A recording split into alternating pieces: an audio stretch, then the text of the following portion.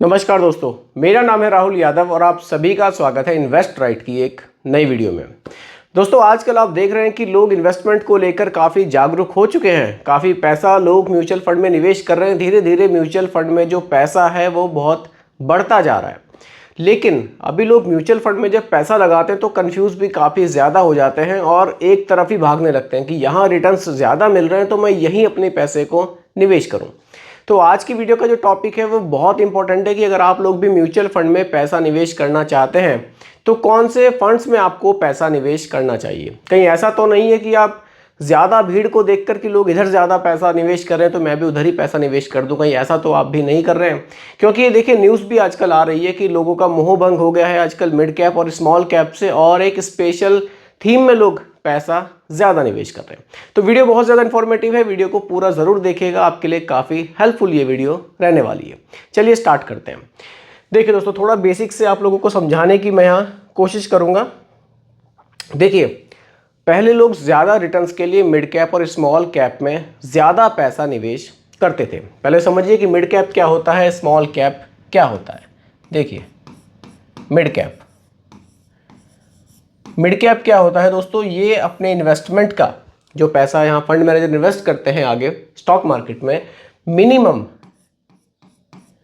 Minimum 65% जो हिस्सा होगा वो कहाँ निवेश करेंगे, वो करेंगे मिड कैप कंपनीज में। अब मिड कैप कंपनीज कौन सी होती है, अगर आप रैंकिंग वाइज देखेंगे तो ये 101 से स्टार्ट होकर 250 तक जाती हैं। और अगर आप AUM वाइज देखेंगे तो 5000, अगर आप AUM वाइज देखेंगे तो 5000 करोड़ से बड़ी कंपनी, 5000 करोड़ से बड़ी कंपनी, लेकिन 20,000 करोड़ से छोटे साइज की जो कंपनी होगी उसमें ये अपना मिनिमम 65% हिस्सा निवेश करते हैं। और देखिए, मिड कैप जो फंड्स हैं वो लार्ज कैप के मुकाबले बेहतर रिटर्न्स आपको बनाकर देते हैं और स्मॉल कैप के मुकाबले कम वोलेटाइल होते हैं। ये होती है मिड कैप कैटेगरी। अगर मैं यहाँ स्मॉल कैप कैटेगरी की बात करूँ, स्मॉल कैप, देखिए ये अपने पैसे को कहाँ निवेश करते हैं स्मॉल कैप, ये अपने पैसे का मिनिमम 65% जो हिस्सा है वो निवेश करते हैं। रैंकिंग वाइज अगर आप देखें तो 251 से ऊपर के रैंक की जो कंपनी होती है उसमें ये अपना पैसा निवेश करते हैं। अगर आप AUM वाइज भी देखें तो 5000 करोड़ से जो छोटे साइज की कंपनियां होंगी उनमें ये अपना मिनिमम 65% हिस्सा निवेश करते हैं। देखिए, रिटर्न्स स्मॉल कैप के हमें देखे हैं हमने पास्ट में कि बहुत ही ज़बरदस्त देखने को मिले हैं, लेकिन ये कैटेगरीज बहुत ज़्यादा वोलेटाइल भी हमें देखने को मिलती है। तो ऐसा क्या हुआ कि लोग मिड कैप और स्मॉल कैप को छोड़कर एक अलग फंड में पैसा ज़्यादा निवेश कर रहे हैं। देखिए, आजकल क्या ट्रेंड चल रहा है, लोगों ने जो पैसा निवेश करना शुरू किया है थीमेटिक फंड्स में ज़्यादा निवेश कर रहे हैं, थीमेटिक फंड में। अब देखिए, थीमेटिक फंड क्या होते हैं। थीमेटिक फंड एक स्पेसिफिक थीम में ही पैसे को निवेश करते हैं। मान लीजिए, जैसे कि आप जस्ट एग्जांपल के लिए समझिए, आजकल एनर्जी वाले थीम में भी लोग काफ़ी पैसा निवेश कर रहे हैं। अच्छी बात है, पैसा निवेश करना चाहिए, लेकिन ऐसा नहीं है कि हमें सारा पैसा एक स्पेसिफिक थीम में ही निवेश कर देना चाहिए। समझने वाली बात ये है। थीमेटिक फंड क्या होंगे, ये अपने पैसे का मिनिमम 80% जो हिस्सा होगा, 80% जो हिस्सा होगा वो एक स्पेसिफिक थीम में निवेश करेंगे। जैसे कि आप एनर्जी के सेक्टर में अगर पैसे को निवेश करते हैं, जैसे कि SBI का एनर्जी फंड है, अगर आप उसमें निवेश करते हैं तो वो जो आपका पैसा होगा, मैक्सिमम आपका पैसा एनर्जी सेक्टर से जो जुड़ी हुई कंपनियां होंगी सिर्फ उन्हीं में निवेश करते हैं। जबकि आपने देखा कि मिड कैप और स्मॉल कैप में 65% है, बाकी वो उनके पास ऑप्शन है और पैसे को कहीं और निवेश करने का। यहाँ 80% पैसा स्पेसिफिक थीम में ही निवेश होगा, इसलिए ये फंड और भी ज़्यादा रिस्की हो जाते हैं। अब लोगों का इसके पीछे भागने का कारण क्या है? कारण दोस्तों ये है कि हमने देखा है कि कुछ समय से जो थीमेटिक फंड्स हैं उनके रिटर्न्स बहुत ज़बरदस्त हमें देखने को मिले हैं।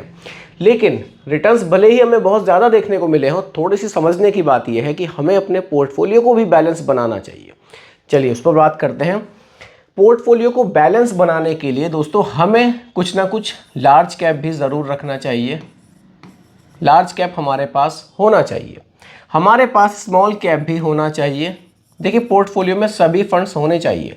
हमें रखना थीमेटिक फंड को भी चाहिए अपने पोर्टफोलियो में। थीमेटिक को भी ये नहीं कह रहा हूँ मैं कि बिल्कुल नहीं रखना चाहिए, रखना चाहिए, लेकिन कितना रखना चाहिए। देखिए थीमेटिक को हमें अपने इन्वेस्टमेंट का कितना रखना चाहिए, 10 से लेकर 15% तक हमें थीमेटिक रखना चाहिए। अगर आप बहुत ज़्यादा रिस्क लेना चाहते हैं आप 20% तक रख सकते हैं, उससे ज़्यादा थीमेटिक को नहीं रखना चाहिए। कारण क्या है, देखिए अभी मान लीजिए कोई थीम है अच्छे रिटर्न्स बना कर दे रही है, इन फ्यूचर अगर किसी वजह से इस थीम ने रिटर्न्स बनाने बंद कर दिए तो फिर आपको रिटर्न्स बहुत कम मिलेंगे। जबकि large cap, mid cap, small cap ये ऐसे फंड से यहाँ थोड़े से ऑप्शन हैं चेंजेस के, लेकिन थीमेटिक फंड में फंड मैनेजर की भी मजबूरी होगी कि वो आपके पैसे को कहीं और निवेश नहीं कर सकते, क्योंकि वहाँ बाउंडेशन है, सेबी का नियम है कि आपको केवल उस सेक्टर से जुड़ी हुई कंपनियों में ही अपने पैसे को निवेश करना है। इसीलिए थीमेटिक फंड थोड़े से और भी ज़्यादा रिस्की हो जाते हैं, लेकिन फिर भी निवेश हमें ज़रूर करना चाहिए, क्योंकि पोर्टफोलियो में हमें फंड्स रखने चाहिए, थीम भी हमें रखनी चाहिए, लेकिन इस चीज़ का ज़रूर ध्यान में रखना चाहिए हमें कि बहुत ज़्यादा नहीं, 10% से 15% इतना बहुत है, ज़्यादा तो 20% इतना आप रख सकते हैं। अपने पोर्टफोलियो को आप बैलेंस रखिए, क्योंकि देखिए हमें बहुत ज़्यादा रिटर्न्स नहीं चाहिए, हमें अच्छे रिटर्न्स चाहिए ताकि हमें लॉन्ग टाइम तक अच्छे रिटर्न्स मिलते रहें। ज़्यादा रिटर्न्स के चक्कर में भागेंगे तो रिस्क भी बहुत ज़्यादा बढ़ जाएगा। देखिए एक एग्जांपल से आपको दिखाता हूं कि थीमेटिक में जो इन्वेस्टमेंट है वो किस तरह से बढ़ रहा है। कुछ एग्जांपल्स हैं यहाँ आपके सामने। देखिए SBI energy opportunity fund, fund size देखिए 8,833 करोड़ का। इतना फंड साइज देख के लगेगा कि ये फंड काफ़ी पुराना है, लेकिन आप सभी जानते हैं कि ये फंड अभी जस्ट लॉन्च हुआ है, बहुत पुराना नहीं है। चलिए दिखाता हूँ मैं आपको ये कितना पुराना ये फंड है। देखिए इस पर चलते हैं।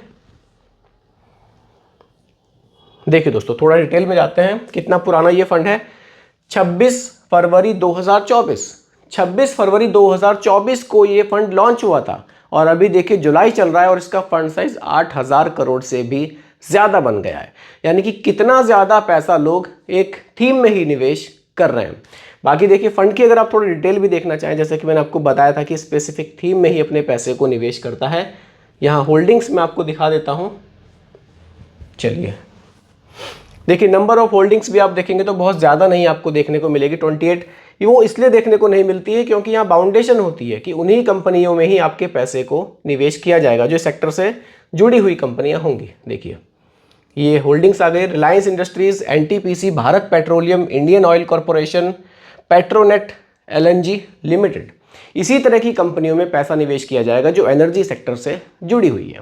इसलिए दोस्तों कोशिश यही करनी है कि पोर्टफोलियो को हमेशा हमें बैलेंस बनाना है। और बाकी अगर आप लोग चाहते हैं कि आपका इन्वेस्टमेंट 10,000 का है, 15,000 का है, तो आपको किस तरह से अपने पोर्टफोलियो को बैलेंस बनाना चाहिए, आप लोग कमेंट मुझे कर सकते हैं। आपके टॉपिक पर भी वीडियो में ज़रूर बनाऊंगा। तो दोस्तों उम्मीद करता हूं कि टॉपिक आपको पूरी तरह से क्लियर हुआ होगा। फिर भी कोई कंफ्यूजन हो आप मुझे कमेंट कीजिएगा, रिप्लाई मैं आपको ज़रूर करूंगा। बाकी दोस्तों रिकमेंडेशन नहीं है, केवल एजुकेशनल पर्पस वीडियो आप लोगों के लिए बनाया गया है, क्योंकि म्यूचुअल फंड का जो भी निवेश है वो बाजार जोखिमों के अधीन होता है। बाकी दोस्तों वीडियो पसंद आई हो लाइक शेयर ज़रूर कीजिएगा, और मेरे चैनल पर अगर आप नए हैं इसको भी सब्सक्राइब आप ज़रूर कीजिएगा। नमस्कार।